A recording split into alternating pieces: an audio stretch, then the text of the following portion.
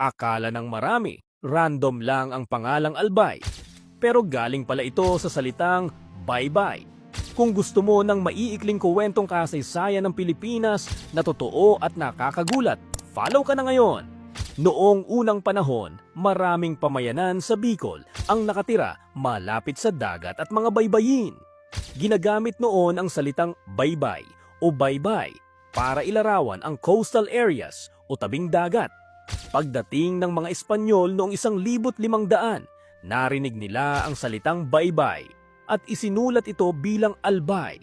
Kaya ang pangalang albay ay pinaniniwalaang nagmula mismo sa salitang tumutukoy sa baybayin at bagay na bagay ito dahil kilala ang albay sa mga coastal communities, kalakalan sa dagat at syempre ang napakagandang Mayon Volcano.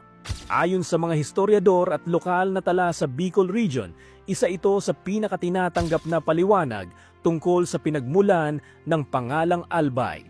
Minsan, ang pangalan ng isang lugar ay kuwento rin ng pamumuhay ng mga unang Pilipino.